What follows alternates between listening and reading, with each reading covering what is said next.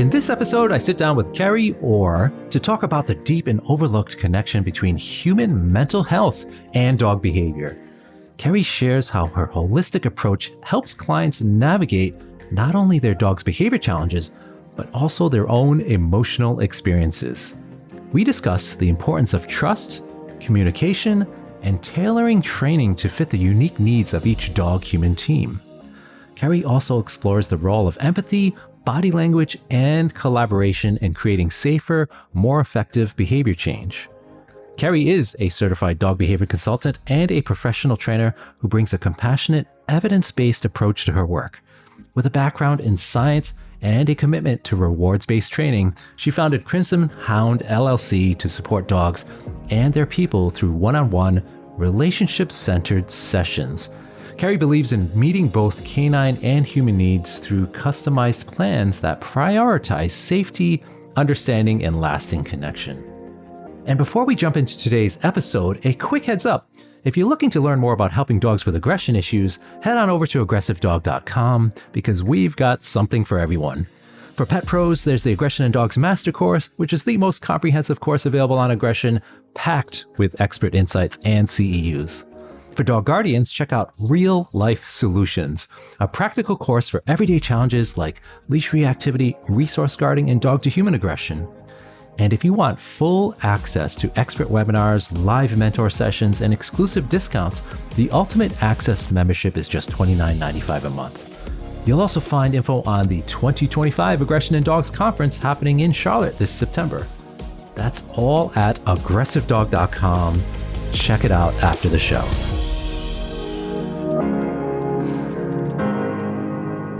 Hey everyone, welcome back to The Bitey End of the Dog. This week we're going to be focusing a little bit on the human side as well as the dog side.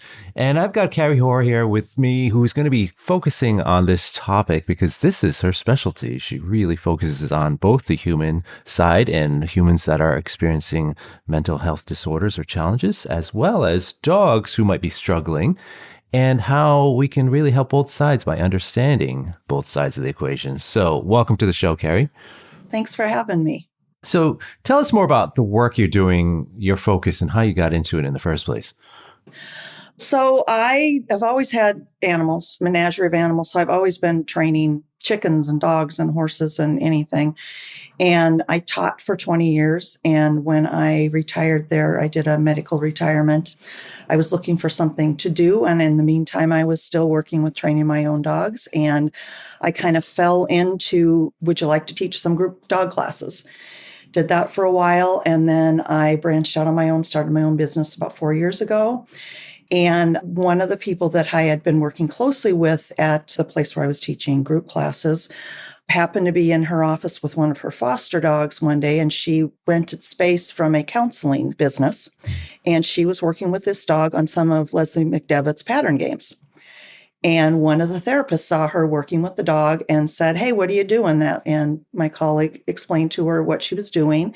And she said, that looks a lot like what we do with kids for coping skills that have anxiety disorders. And we need to develop coping skills. Do you think you could develop that into something with people? She contacted me and said, "Hey, do you think we can do this?" And I said, "Yeah, but I don't have a dog that I can bring in. My dogs have anxiety and they're just not set up to be, that kind of a dog. But I'm a dog trainer. I would love to go in and work with people with their own dog." Kind of the mindset then was, how can I help them with coping skills and help keep that dog in the home, right? So that they're understanding behavior and things like that and keeping the dog in the home. And it just has grown and blossomed from there with all kinds of levels of, can we work with helping you find low-cost veterinary care and just all kinds of things to help with the welfare of the dog and the welfare of the person. So it's really just continuing to blossom.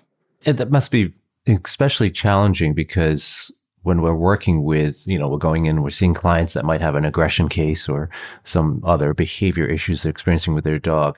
Now you're kind of navigating two sides where there can be some unique challenges and how much the dog and the person might be sort of feeding each other's behavior or patterns, right? Yeah. So in what I'm doing, I'm working with a tri-county consortium, and it's called Community Centered Services. And what they do is they have all kinds of vendors come in. So they have therapists, art therapists, equine therapy, skills workers, all kinds of stuff. And they come in, and the consumer or their caregiver together form a team of their service facilitator, their social worker, maybe a therapist, art therapy, all kinds of stuff. And they bring this team together, and we meet monthly, and we talk about, there's a set of goals that client has. This is what I'm working for. This is what good mental health looks like for me. And so this is what we're working towards. And we all kind of work together. We meet monthly, and we talk about, what are we struggling with? What are the successes? And we kind of go from there. And I'll say, well, okay, so I'm seeing this consumer maybe is having some issues with impulse control, just doing things on impulse and not recognizing the long-term consequences.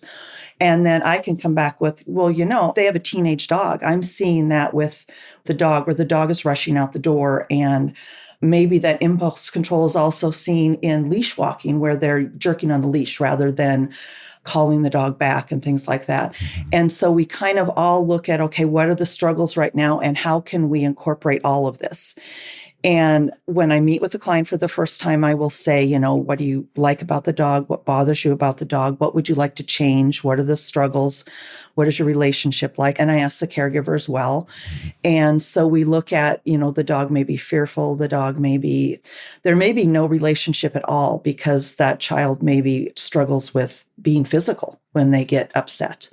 And the dog has just learned, I can't trust you.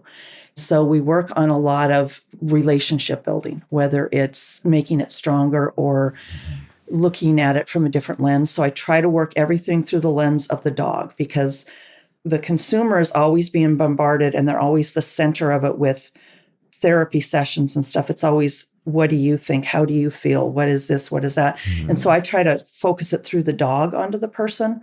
So we may look at, well, what happens if the dog rushes out the door and runs into the street?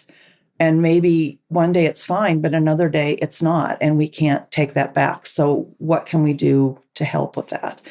And I focus, everything is on, you can't touch the dog when we're teaching the dog something. There's no touching the dog, and there's kind words and rewards are the only thing you can use.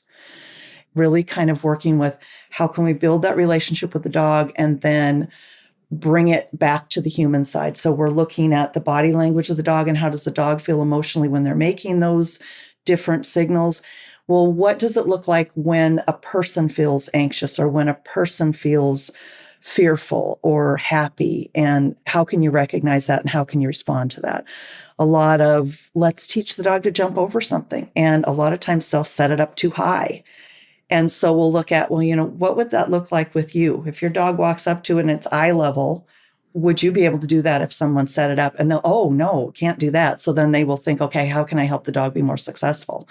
And just that kind of building a lot of social cueing and social interactions, kind of viewing it through the lens of the dog at all times, because I'm not a therapist, I'm a dog trainer. Mm-hmm. So it's always got to come through that lens of the dog as well. Yeah. How do you feel that resonates with the client sometimes? So they might see themselves, their dog having similar behavior patterns or challenges even. And do you find that sometimes they might blame themselves, like, oh, I'm like this, so now my dog's like this? Or does it help them understand that, like, wow, this stuff is working here, so why can't it work for me, or vice versa? So what do you see there? Both. I've got clients who maybe have social anxiety, and they have a dog who's reactive on leash, and I've done this. I know I tense up. I know I jerk on the leash. I know I'm worried about people approaching me. And now my dog is like this. Mm-hmm. And now I've broken my dog. But then we work through, so how can we make you feel more comfortable and more confident with that dog? All the things we do with reactive dog training, the taking deep breaths, going at it where the dog can be successful. And I walk along with them. Okay, now there's a dog coming. What are we going to do here? We're going to stop. We're going to take some deep breaths. We're going to play some games with the dog and work that way. And then there's other times where, a lot of times with the kids, they have a lot more trouble connecting the dots. Mm-hmm. So you've got to be sometimes a little bit more pointed with that. So if we have a child who has difficulty waiting in line or taking their turn, and they get upset when things don't go their way all the time. A lot of times they have a dog And a lot of times they have a pug for some reason. And pugs do not want to wait their turn for anything. They want to push their nose in and get the treat first. They want to be first for everything. And so we work on, again, going back to Leslie McDevitt, we work on volunteer sharing between the dogs. So what does this look like at school? If kids are in line and everybody's excited to go to recess and kids are pushing, what does the teacher do to help everybody kind of calm down? And what is similar here? Mm-hmm. When are the dogs having scuffles? It's always when they're excited. And when are the kids at school having scuffles and pushing sessions? It's always when they're excited and waiting in line. And so trying really to kind of more pointedly push that to them. Mm-hmm. And just discovering a lot of things like I had one client who was having a lot of the crisis teams were coming in with healthcare workers and the police and stuff. And they had 2 little dogs and people are coming in and out of the house and the door's open. And so I asked one day, so where are the dogs when all this is happening? And are they okay when dysregulation is happening? So, well, they're running around and they're worried and they don't know what to do.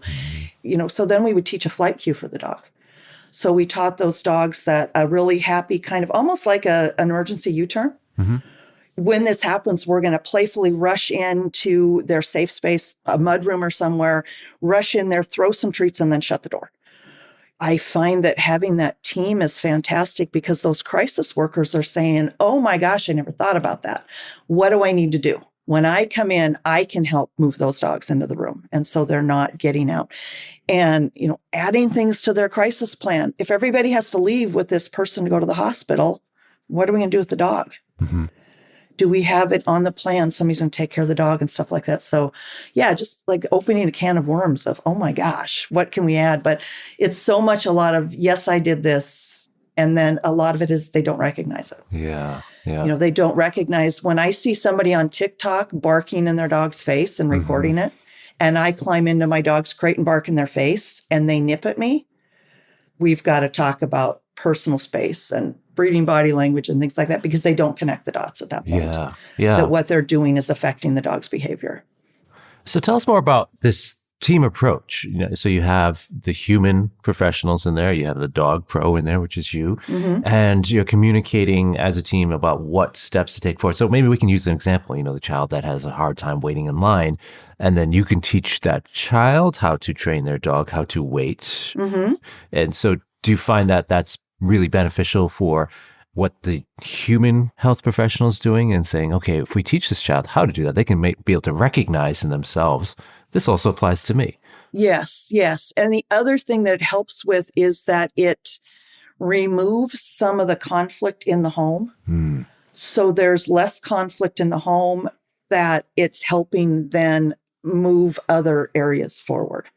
If we're not struggling with the child and the dog constantly, we're kind of able to use maybe some of the things that I've taught them to interacting with siblings and things like that, then it kind of blows out some of those candles that we talk about, mm-hmm. Under the boiling pot of water. It acts as a glimmer to kind of blow out some of those trouble spots and allowing them to concentrate more on their own mental health or their own interactions at school or things like that. So yeah, it really does help. And I'll come at it with, well, I'm a dog trainer. I'm not a therapist. But when I work with reactive dogs, this is where I work from. I start where the dog can be successful and then we move forward. And it can help with, because there's sometimes school representatives on the team, mm-hmm. and we just all kind of brainstorm about this is where the client's struggling right now. What can everybody on this team do to help right now with what we're struggling with? Yeah. I see impulse control issues with the dog. So let's talk about working on impulse control and why is it important to teach wait and why is it important to think before you act and things like that. So it's fantastic. There's so much brainstorming and things that I can just kind of, I can riff off of that. Mm-hmm. And then I can bring it into my general dog training clients as well. I learned this and it works great. Where do you start with all of this? Because I can imagine just how complex it gets, especially if there's a disconnect in the relationships in the home between the dog and some of the humans. So you have, let's say, a single parent out there with really struggling, and you're asking them, okay, so you have this going on with your child, and now you have this going on with your dog, and I'm going to ask you to do this, and this person's going to ask you to do that. Like, where do you start? And is there any kind of secret starting point that you typically go to with your clients like this? I always start with asking them their favorite thing about their dog, and if there's anything that bothers them about their dog that they would like their dog not to do. And then we always start from a body language perspective. I tell them, your dog is trying to tell you things, so let's learn about what he's trying to say. With kids, I do anthropomorphize more than I would with adults because I think it helps them recognize more in themselves what this might look like. So we always start with body language. And so I've got a whole bunch of pictures of dogs that I've printed out on like playing card size decks. And I've got one deck of golden retrievers doing all the body language signals. And I will start out with, what do they know already? And so we'll play kind of a traffic signal game with, here's this set of cards. And what I want you to do is I want you to put in one pile the dogs that you think are happy. And the other pile, I want you to put in dogs that you think are maybe scared or anxious or angry. And then in the middle pile, I want you to put down the dogs that either you feel that they are unsure or you're not sure what to do with them. And that kind of helps me see where they're at, because so many times, and even the research is showing that kids to adults can recognize fear and anger in dogs. They can recognize a dog that is very afraid, hiding, tail tucked, etc. And they can recognize a dog that is barking and lunging and growling and is angry. But what they struggle with universally is recognizing those dogs that are conflicted or are showing the first signs of being uncomfortable. And that's what I see in kids. They'll take dogs that are doing that real deep grimace where they're almost doing that huge smile and they've got all the tension lines in their face. And if you didn't know what the dog was doing, it looks like the dog's smiling. And so they'll put that in the happy pile because the dog is smiling. And so, I kind of start from there, and then I will pick up the piles and we'll go through each card. Why did you put it in this pile? What did you see? And then we'll start with just kind of a few general things of, this is what dogs look like when they're happy. This is what they look like when uncomfortable. And then each week we have one body part that they look at. So maybe, and they get a pick. This week what do you want to look at? You want to look at ears? You want to look at eyes? You want to look at their mouth? What do you want to look at? And let's say they pick ears. Okay, so what I want you to do is I want you to, when Fluffy is walking around happy and you're playing together or he's resting, what do his ears look like? When he is barking out the window at a squirrel, what do his ears look like? So then I want them to kind of look at, what is the circumstance around that? And then report back to me. And sometimes when they report back, I have to kind of pull it out of them. I had one consumer one time who actually wrote me a book report. She actually wrote it all out. This was my homework. I wrote it all out. This was all the times I saw, I think it was, we were working on nose flicks, tongue flicks. And she wrote it all out. This is when I saw it. This is what they were doing. So then I'll say, okay, so let's say we saw tongue flicks. Did you see it more when you were approaching the dog to give him a hug? Or when did you see it? And so we kind of look at body language and really try to get them to understand what fear looks like in the dog and how to approach that. What does it mean? And then I try to start to, can you show me your face when you're fearful? What do you look like? I also do an emotion card of the week. So I've got a different set of cards, thicker set where I've just printed out dogs doing a billion dog things. And I'll say, go through the deck and pick 1 card, 2 cards, 3 cards of a dog that you think feels the way that you feel today. And they'll pick out their cards. And sometimes they'll say, oh, you look like you feel growly today or something like that. And do you want to tell me why you feel growly? Or why do you think this dog feels growly? And so they'll tell me a story of, well, they went to school and this happened. And so we kind of go down that emotions road every single week. We talk about that every single week. And then we go at, a lot of the kids need help with patience and impulse control. So we work on skills. And again, you can only use a kind voice and food. And so you've got to be patient. And maybe they want the dog to roll over. Wonderful. That's a long-term goal, right? We can work on there's going to be steps. We've got to work through all these steps. I had one child who they had been pushing the dog's butt down so many times that if they tried to put their hand past the shoulder, the dog would growl at them. So I want my dog to roll over, but I can't bring the treat up around their shoulder to do that. So then we have to work on rebuilding that relationship. She doesn't trust me, and just talking about why doesn't she trust me, and just, it's okay. I don't, I'm just here to help. I don't care what you did. That's all in the past. We're just here to move forward. And so they'll tell me, yeah, I probably did push her down. So what are we going to do to fix that? How are we going to help her understand that she can trust you when you put your hand back there? So that's kind of where I start, is kind of, what do you want to work on? Yeah. It's always going to be based around body language, but then what do you want to work on? And then how can I bring in their goals as well to kind of add another step to what we're going to work on? I love that. I love the focus on understanding, really understanding through learning body language and behaviors. And in that regard, can we talk about what people do that impact their dog's behavior in terms of their own emotions? So we've talked about some of the more obvious things, like somebody getting frustrated or impulsive and yanking on the leash, or the child pushing the dog's butt down. Those kind of things are really, for us as trainers and consultants, seeing that, it's very obvious interactions with the dog that are going to impact the behavior. But let's dig into some of the more subtle things. There's been some recent research even about dogs, like looking at facial expressions and knowing the emotions and how much those things on sort of not an obvious level are impacting the dog's behavior. And then we can also look at the other side of the coin too, how the dog impacts the human's behavior. But let's start with how much the humans, especially in these cases where, it's a sensitive topic, because we can't say, oh, because of your challenges, this is why your dog's that way. But we also sometimes do have to bring that to light, because it can be impacting the dog's behavior in some way. So what are some things you've seen, or your experiences in that regard, or the subtleties or the emotions? Yeah. Well, one of them is, you may think in the home that we have the client working through, let's say we have a dog who's leash reactive. What do we need to do? We need to find it. We need to call him away. We need to avoid that trigger, things like that. But then as a dog trainer, oftentimes, here's your homework, and then we walk away and we come back and they've not progressed, and we feel that they're not complying.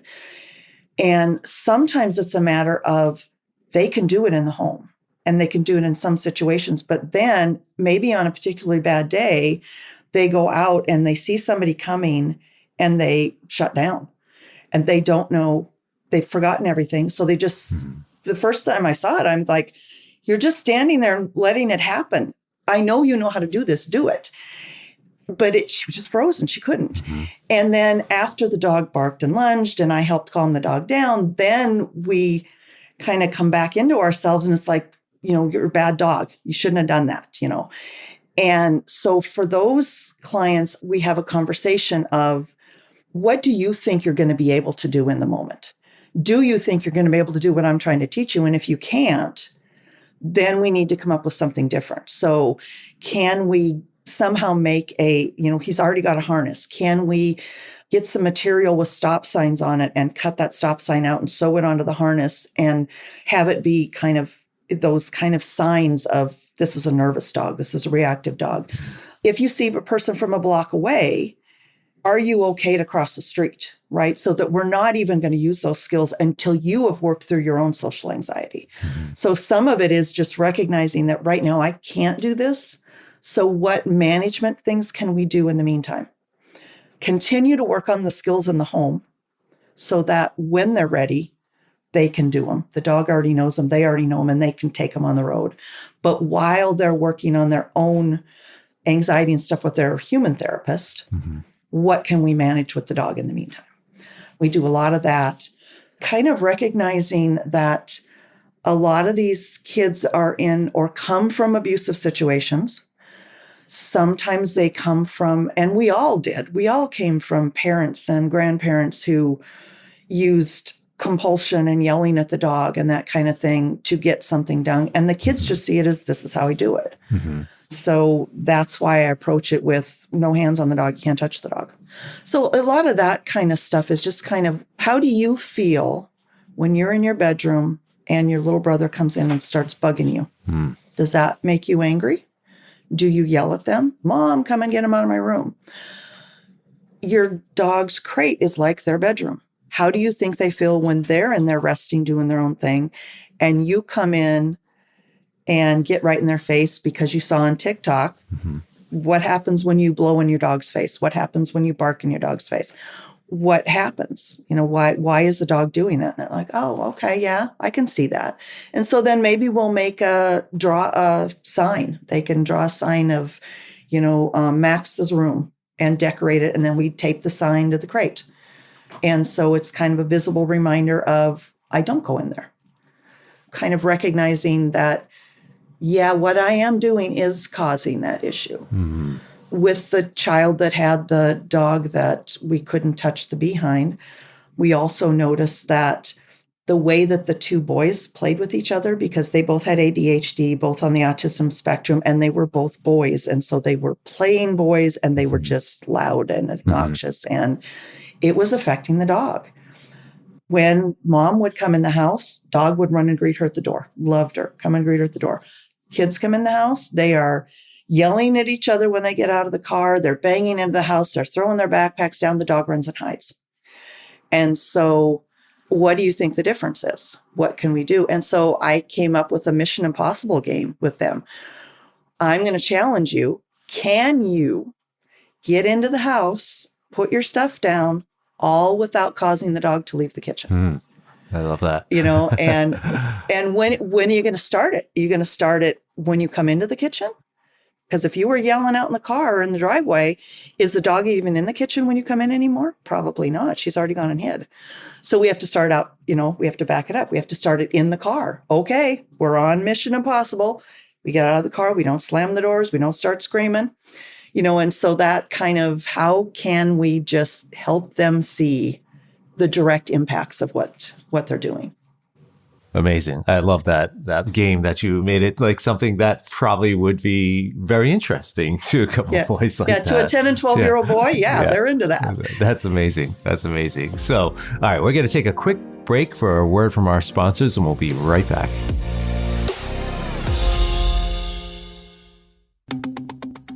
If you're looking to better understand or work with aggression in dogs, we've got 4 powerful learning opportunities for you at aggressivedog.com, whether you're a dog pro, a dedicated guardian, or somewhere in between. Let's start with the Real Life Solutions for Aggression in Dogs course. This is a straightforward, practical course designed for dog guardians struggling with issues like dog-to-human aggression, dog-to-dog aggression, leash reactivity, and resource guarding. It's just $147, and you get lifetime access so you can revisit the material whenever you need. It's perfect if you're looking for actionable help with your dog right away. For professionals, the Aggression in Dogs Master Course is the most comprehensive program on aggression available anywhere in the world. With over 20 hours of content, it covers everything from assessments and safety to medical factors and behavior change strategies. You'll also learn from guest experts like Dr. Chris Pockel, Kim Brophy, and Jessica Dolce, and join a private Facebook group with over 2,000 fellow pros actively working aggression cases. After finishing, you'll also be invited to live group mentor sessions with me and other experts where we work through real-world cases together. The course is CEU approved, and all of this is just $595, a truly career-defining experience for behavior professionals. Or do you want to stay plugged into the latest learning and support all year long? Check out the Ultimate Access membership for just $29.95 a month. You'll get access to over 30 expert-led webinars, exclusive bonus podcast episodes, VIP mentor sessions with me, and exclusive discounts on the master course and the annual conference. It's the best way to stay current and connected without breaking the bank. And finally, don't miss the 6th annual Aggression in Dogs Conference happening September 26th through the 28th, 2025 in Charlotte, North Carolina. You can attend in person or live stream from anywhere in the world, with speakers covering everything from body language to shelter behavior to genetics. And with an incredible, kind, and supportive community, you won't want to miss it. Visit aggressivedog.com, click on Courses, Membership, or the Conference tab, and choose the path that fits you best. All right, we're back here with Kerrie Hoar, and we were talking about A lot of really unique topics for this show because we don't always get into the human side. And I want to dig a little bit further into sort of what we were talking about, but going to the challenging aspects of when we have a dog with aggression issues that may be directing it towards family members or towards the person that's experiencing these challenges. How much do you find that's impacting things, and when do you need to take a step back and say, is this the right fit? Is this, how do we get over this huge hill that we see in front of us sometimes because of the impact on the relationship? So, of course, we talked about what the humans can do that impact the dog's behavior, but sometimes you go in, you're working as a team, but the dog is, really presenting some huge hills to climb over for the client or the maybe even somebody that the dog is aggressing towards. Yeah, I have not come across any severe aggression cases, knock on wood, thank goodness so far. I have worked with some resource guarding cases. I've worked with some definitely growling and snapping when the person comes around. So really taking it back to that body language of why is the dog doing that? And does the dog do it with other people? And so how do they approach the dog that's different than what you're doing? And just really kind of, again, reflecting that lens through the dog to them and kind of back and forth of what is causing this. If you are walking towards the dog and the dog is kind of cowering away from you, what do you see there? And just practicing it all the time. Practicing, what am I going to do when this happens? What am I going to do when this happens? And also really building we do a lot of playing with the dogs. Through play, helping them build more trust with one another. So things like I'll bring cavaletti poles and stuff. And like I said, talking about setting the high and low, just getting to the point where I don't need to say anymore. What do we need to do to help the dog succeed, help him feel confident in doing this? Or just a quick reminder of, he's not wanting to jump over that right now. What did we change? What do we need to do a little bit different? And just really trying to reframe their relationship with the dog of play, having fun versus I'm angry with the dog because when I try to give him treats, he bites my hand. Or when I try to get in his crate, he growls at me or he barks at me or whatever. And just really trying to reframe it as, how is the dog feeling? Again, maybe anthropomorphizing more than I should. Granted, I wouldn't do that with an adult client, but helping them see, what if this was your friend, do you think that they would come back and play tomorrow? Probably not. So what do you do different with your friend that you don't do with the dog? So what could we do with the dog to help that out? So really kind of self-reflecting back to the relationship of where did it go wrong? What is wrong? And how to build that really through fun things. And really building a lot of self-confidence in the client as well, because a lot of them are just, oh my gosh. And so with the kids that I work with, we save the last 10 minutes, usually with sessions of, let's call the family and show them what you've been working on. And I mean, just look what I can do. I got the dog to sit and wait. I got the dog to jump over a pole. I got the dog because a lot of them are like, you're never going to get this dog to go through a tunnel. I'll bring a tunnel and they're like, yeah, that's not happening. And when the dog goes through the tunnel, the parent is more excited than the kid is almost. Oh my God, I can't believe you got him to do that. So it really builds that kind of joy in everybody of, oh my gosh, look at what we've done. That's kind of the approach I take, is what is broken and how can we build it with play and fun.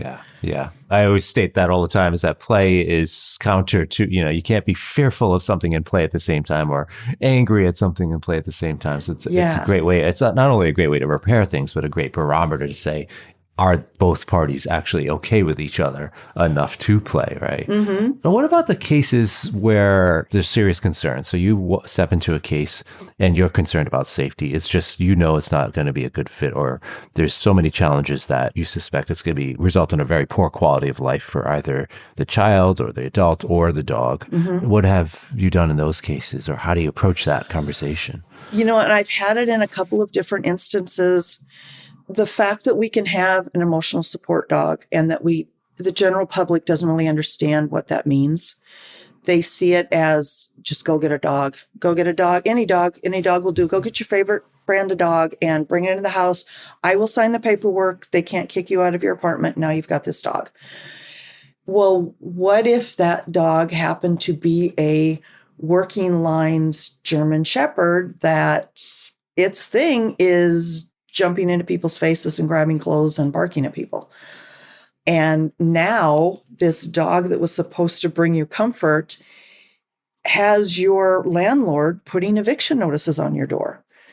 How are we going to fix that? So part of it is sometimes I can't help that one person, but I can bring knowledge and understanding because I'm on teams. I can bring it to the therapist on my team, and they can bring to the therapist that they work with. And I can say, can I come talk to the social workers as a whole when you have your monthly meeting?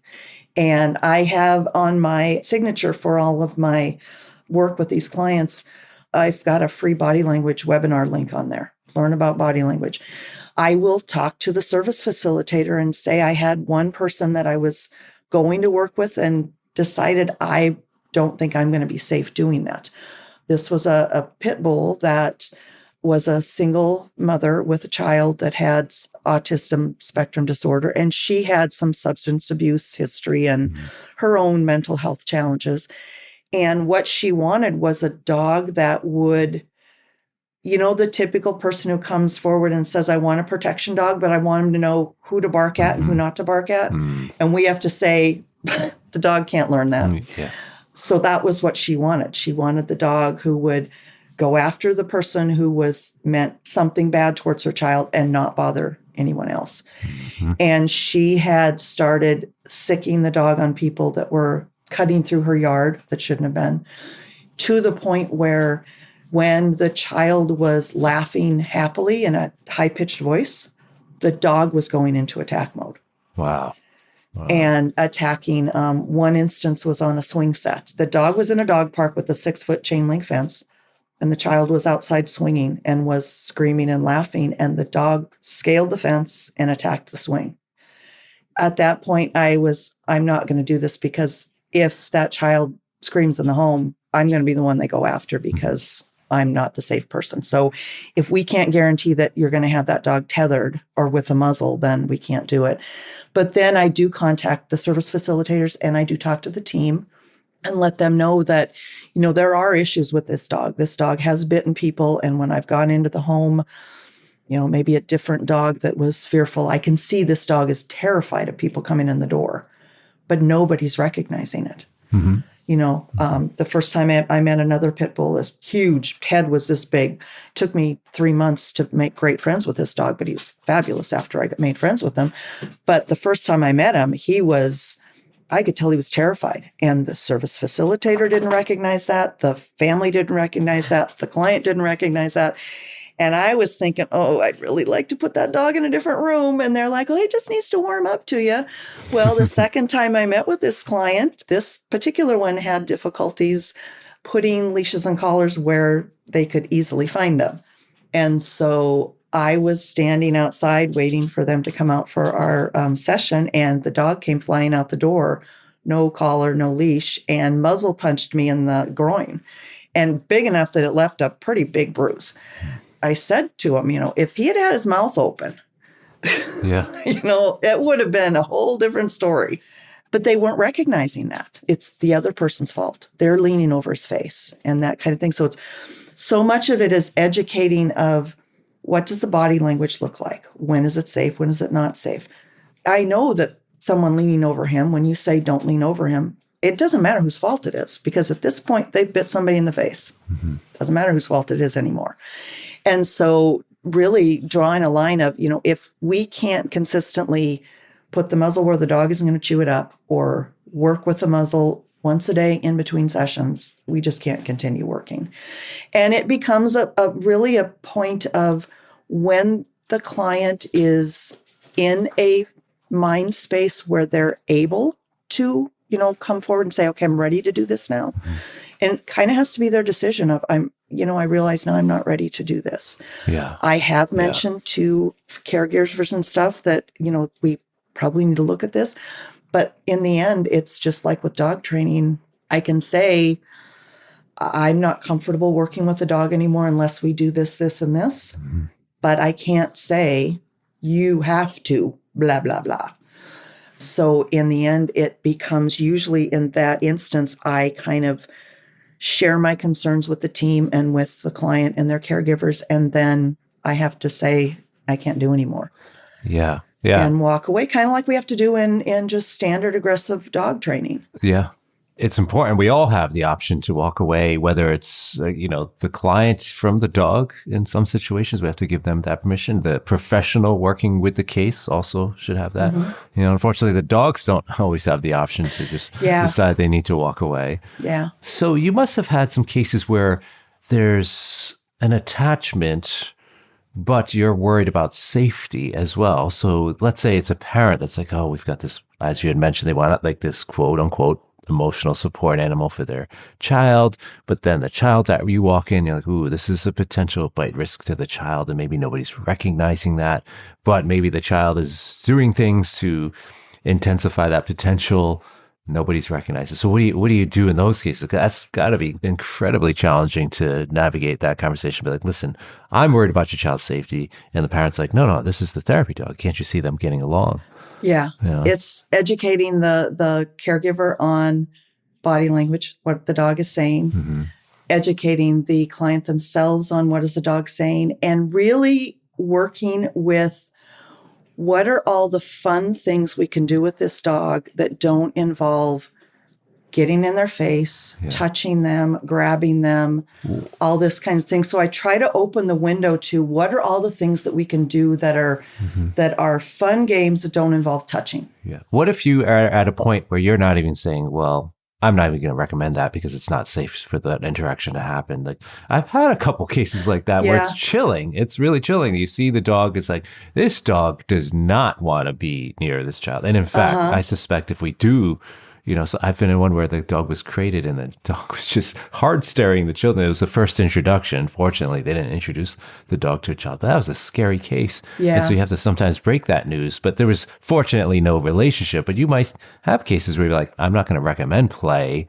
I'll teach them about body language so they can start to recognize things. Yeah. You ever get yelled at or pushback?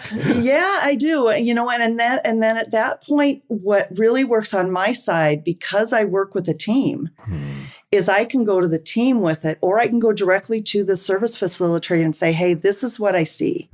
What can we do? Because they have a little more push with the client, because they can say, we can't continue services if it's not safe, right? If the dog in your home is not safe with your child or with someone else coming into the home, we can't have any services. And so there have been cases where they have rehomed a dog or something like that. But for me, I have a backup that I can talk to and say, hey, I'm seeing this. They're giving me pushback. Can you help out? Or I'll bring it up at the team meeting. We're struggling with this right now. So how can we help with that? How can we remind the parents that the dog needs to be behind a gate until we've worked through some of this? And so those clients that have a lot of providers coming into their home can help kind of back me up and say, why isn't the dog behind the gate and that kind of thing. But again, in the end, it's one of those cases where I can say I'm worried for the child and let the service facilitator know. Yeah. And then they can go down the route of talking to their supervisor and moving into child protective services or anything like that. So it takes a lot of the weight off of me.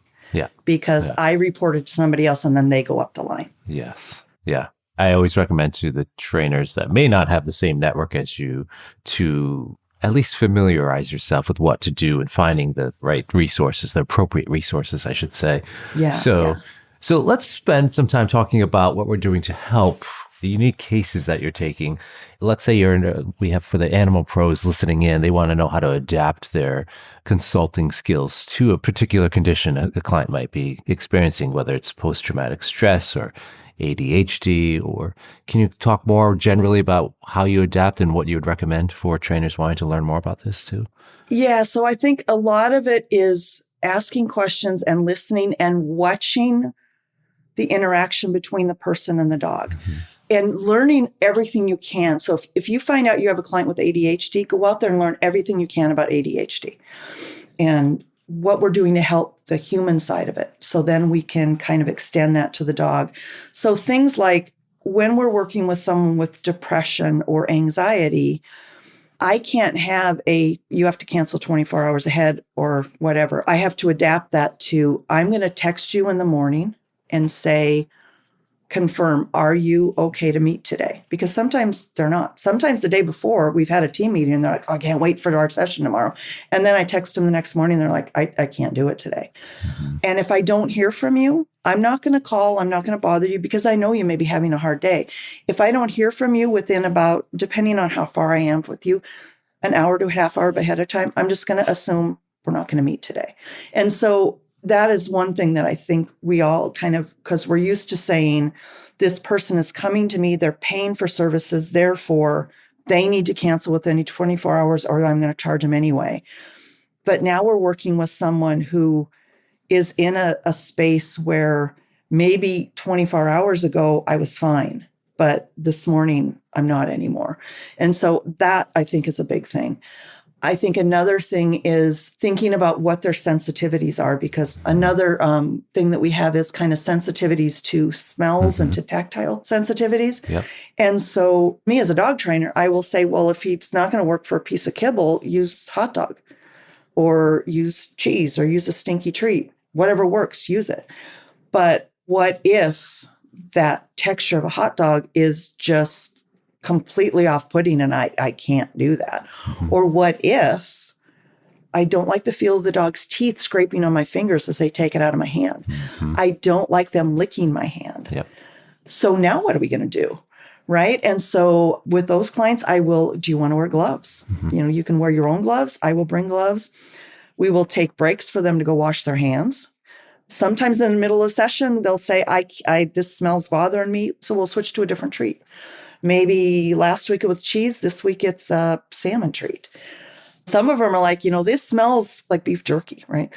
I'll say, well, I bet it doesn't taste that way. And they'll say, will you ever have tried it? And I'll say no. And so we'll each take a little bite of a dog treat, just those different things that you're just kind of, I never thought of it that way. Sometimes in the middle of the session, they'll say, can you start doing it? Yeah. Or we toss the treat instead of handing it to the dog. Or they'll use, I've got a PVC tube that I keep around for dogs that bite on the leash, to thread it over the leash. What is this? And I'll tell them what it's for. Oh, we could use this to drop treats through. And so then it becomes their habit of, I didn't like the dog touching my hand anyway. Yeah. So now I've got a tool. I can drop that treat through there. And so really kind of, if the person is not complying or you feel like you've broken it down to a point where anybody can do that and it's super simple, to really listen for and ask the questions of why isn't it happening? Is it the smell of the treats? Is it, because Anna Marie Barcelos, who works with Daniel Mills, on some papers, I think she's in Brazil, has done some papers on, we always look at adding a dog to the home is always a positive influence. It's wonderful. She looks at it from both spectrums. If that animal develops a behavior problem, now it's negatively impacting that person's mental health. So she has a really neat valence quadrant thing that she set up with the high and low valence and the low and high arousal. And then she puts in dog things like petting the dog, interacting with the dog. And what you see when you look at that quadrant thing is petting the dog falls both in low valence and high valence. And if it's in low valence, sometimes petting the dog is what takes the relationship with the person from low to high valence. Petting the dog's ears may be fabulous. Petting the dog's tail, don't want to do that. Having the dog touch their nose on me, can't deal with that. But me touching the dog's nose when I want to is great. And so it's really interesting how you have to really come down to, why aren't they just using hot dogs like I told them to do? Yeah. So that kind of thing. And breaking it down with the kids with different things is, what could we do to help that relationship? So I had a dog that was kind of fearful. So I set up a little free work course from Sarah Fisher's ACE Free Work. And we set it up on like an 8x10 rug in the basement. And the dog was doing it. The client came in and kind of walked by and plunked down on a chair, kind of hard, kind of sat down hard. And the dog jumped and kind of rushed away. And then she came back. And I, why do you think she did that? And then we got to talking about, well, what kind of toys do you play with that the dog might be afraid of? Well, it turns out they play Nerf guns. And sometimes when they're shooting each other, they also shoot the dog. And they get very loud. And so then we incorporated, now we have another mission. What can we do with free work on this 8x10 carpet that is going to keep the dog on the carpet? So can you put your Nerf gun down and add some treats, and then in the middle of this session, walk over, pick up the Nerf gun and set it back down in a manner that isn't going to cause this dog to run away? And so kind of looking at what is the relationship. Yeah. So much of it is just off the cuff. Yeah. Oh, well, that's weird. Let's work on that. Just really watching the client. When is the client done? I can tell with some of my clients, they start making silly noises. They start wanting to roll around on the floor more and wrestle with the dog versus playing. So then that cues to me, we've got to take a break. Yeah. We've got to do something different. Yeah. Yeah. We keep going back to this theme of really understanding, once there's understanding. And that's really kind of the next level of behavior consulting, right? Getting really good consulting skills is to notice those little cues you're talking about, like somebody saying, can you do it first? And most of us sometimes, sure, we'll do it. But if we don't recognize that's their way of saying, I actually don't want to do what you're telling me to do right now, like touching those hot dogs or something. Yeah. And then if we do recognize that, I find the clients are like, wow, Mike gets me, or like he's understanding this, or Kerrie's like, oh, they recognizing that I'm a little uncomfortable with this. So that builds, you're showing understanding and empathy as well as awareness of, what they might be having challenges with. And that builds trust, right? So yeah, and next level stuff we can do as trainers and consultants that we don't often talk about or think about. Yeah. Yeah. Yeah. And sometimes just like our other clients, we say, is this going to work for you? Yeah. And they say, oh yeah, sure, I can do that. Yeah. But then when it comes down to actually doing that hot dog, it's like, oh, no, I thought I could, but there's no way I'm going to be able to do this. Yeah. And then they're sometimes afraid to say why they didn't do it. And so it's up to me to say, when they're asking me to hand the dog the treats today, that tells me I'm working with the treat they don't want to work with. Right. And so I'll say, well, what if we used, I've got some cheese treats in there. What if we use these ones? And I'll carry different treats in my bag and say, which one do you want to work with today? Or sometimes I'll say, does the smell of their dog food bother you? And, okay, well, go get a cup of dog food. Let's use that today. Yeah. So it's really observing rather than kind of, and I don't want to say calling them out on the carpet, but kind of forcing them into the spotlight of saying, because a lot of times, sometimes the caregivers will say, well, it usually comes to when the couple times it happens, it's been when the kids have transferred from like grade school to middle school and there's that huge transition. They're just feeling like right now I can't continue working with the dog. But I don't want to tell Kerrie that because I don't want to make her feel bad. Yeah. Yeah. And so the caregiver will tell me that. And so then I suggest, what if we just took a break and let you get settled in with school? And so it's kind of, how can I make a suggestion of changing something that I can tell is bothering them without turning the camera on them and saying, you need to tell me what's happening, because they get that so much. And even asking questions like for mindfulness, everybody wants to do mindfulness with them and everybody is teaching them deep breathing. And I get kids who tell me, I hate deep breathing. Everybody makes me do that. And so for mindfulness, we'll, again, work through the dog. We'll close our eyes or lay down on the floor and just, okay, what do we hear? What do we smell? What else do you think your dog is hearing that we can't hear? That's, if we sit down and be really quiet, we can hear the train way off. How far away do you think the train was when the dog could hear it? Yeah. And just that kind of thing. Or let's just lay on the floor and let's just see if the dog will lay down next to us. I take the mindfulness kind of down a different route because a lot of those kids are telling me, I don't want to do deep breathing. Everybody tells me to do deep breathing and it doesn't work. Yeah. Yeah. Yeah. I think it's really a matter of, for us as behaviorists and dog trainers, working with any of our clients is really learning a lot of that. And Tag Teach has a great class on human body language and really learning what their body language is telling us about what. they're not vocally telling us. Yeah. And we do it with dogs. We've learned to do it with dogs, so we can do it with human clients too. I want to jump into that topic a little bit more, and also things like recognizing emotional dysregulation, right? But before we get into that, just side question on, as trainers, we often talk about, we can't be saying things like your dog needs Prozac, because then we'd be practicing veterinary medicine, or your dog should eat this particular diet, because unless we're veterinary nutritionists or we have that degree or expertise, we could be breaking some ethical boundaries there. So given your work with human health professionals, mental health professionals, do you ever get into those conversations about, okay, Kerrie, you're learning about this stuff. So, and I think it's important. I think that's one of the best pieces of advice you can give is like, go learn about these conditions. So you have an understanding, you can know what to look for and be empathetic. But when does it get into that gray area of saying, okay, we're going to now be potentially practicing therapy or human therapy with our clients? How does that work for you? Coming from the dog training world and working with youth or the aggression and dog stuff and going to the great big dog aggression workshop and hearing Chris Pockle speak of we all have to stay in our lane. I am so much a stay in your lane person. But then I got into this and I am not seen as just the dog trainer. They are asking for input like, can you ask them about this?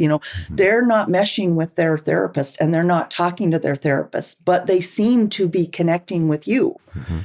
How can you approach it? How can you get them to open up about this?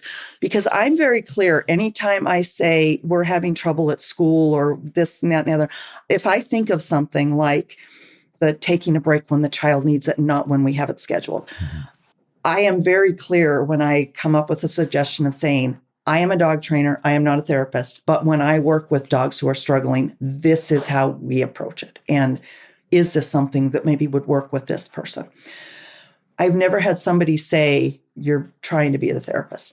Mm-hmm. I am having people say, if you are willing to help this client with the welfare of the dog, do it, because they're not going to be able to get it anywhere else. Yeah. Many of these clients are low income. Mm-hmm. How can we get this dog spayed?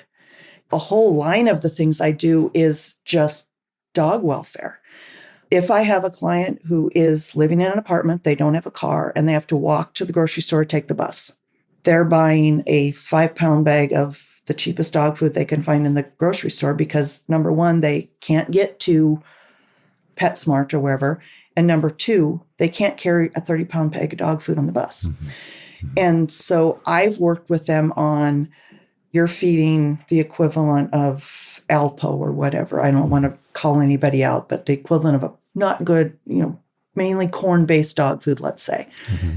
And you're paying a lot for it in the grocery store. What do you think you could afford per month for dog food? And let's look on Chewy, or let's look at, here we have Farm and Fleet, which is like a Tractor Supply, mm-hmm. or a Menards, which is kind of similar. And can we look on there to find a better quality dog food at that price where they will actually deliver it to you on a monthly basis? Mm-hmm. I have, quote unquote, diagnosed, your dog needs to see a vet, right? I'm seeing a runny nose, I'm seeing a cough, I'm seeing a limp. Mm-hmm. They do need to see a vet. Or your dog is not getting its shots. You can afford to go and pay the $15 for the low-cost rabies shot, mm-hmm. but you can't afford the Lepto, Parvo, whatever. I can buy that. You can go to Farm and Fleet and buy that, because in Wisconsin, you can give your own shots.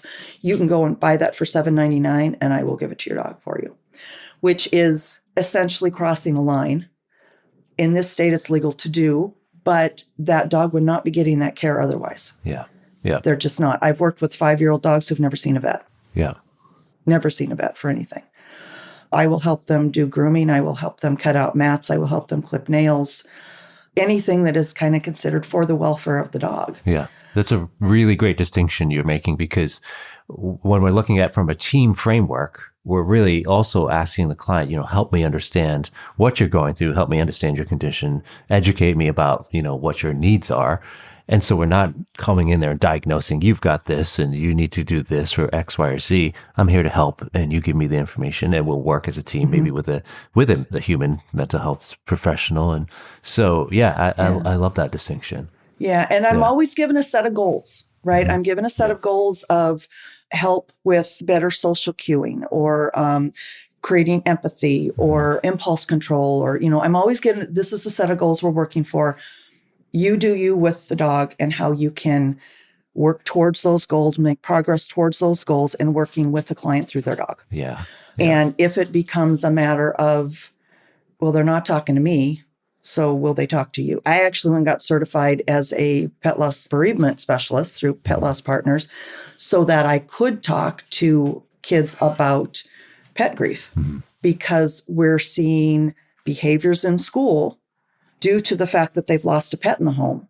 They won't talk to their therapist about it. They won't talk to their clients about it, but they connect with me because I loved their dog too. Yeah. So I will have follow-up, building memory boxes and talking through that, kind of starting them along the path of grief. That's considered therapy in my mind, but they won't talk to anybody else about it. Yeah. And so my team is saying, Kerrie, if they will talk to you, do it. Because if they will start opening up to you, then they'll start opening up to other people. Yeah. Yeah. So let's shift now to what we were talking about earlier, which is the emotional dysregulation you might recognize. As trainers, we see it in dogs. We know things to do, like your dog needs a timeout here, a break. Let's do a treat scatter. Let's do some enrichment. Let's make sure your dog's getting enough sleep. Let's talk to the vet about meds. Like, we have all of our typical things we do for dogs. But what about the people? So for the animal pros listening in right now, what are some tips you would give?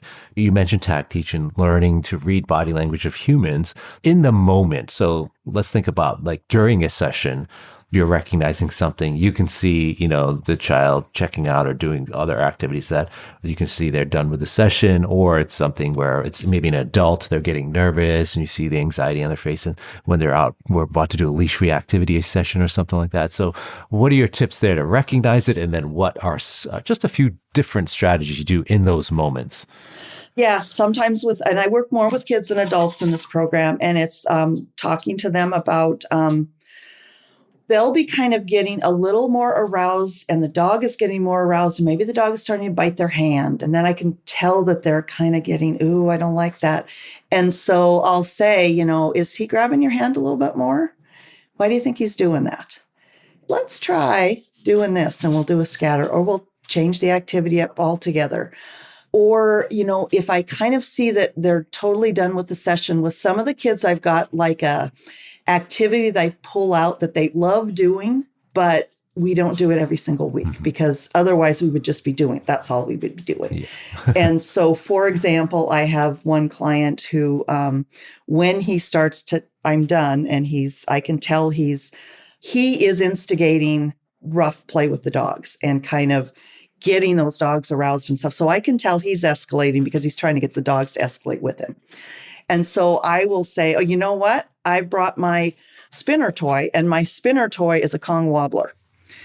And the way he does it is and maybe not proper to say, but he does more of a spin the bottle kind of thing. He'll fill it with dog food and then he spins it and the food flies out and the dogs just do a treat scatter with it. He absolutely loves doing that. And it calms him down. And it's a really good way to kind of bring him back down, bringing him back into himself. And we laugh about the dogs, oh, they're getting that one, they're not finding that one. And that's a really positive way to leave the session.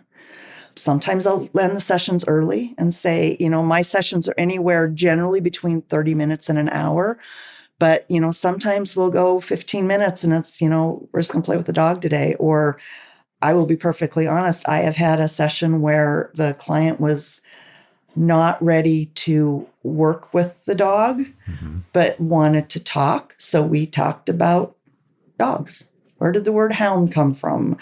And just, I bring along books on dog breeds and we will look up their dog. What was your dog created to do? And we'll talk about that. And just anything that I can see them kind of becoming dysregulated, that I can bring them back in before they go over threshold and then end the session and leave it there. Amazing.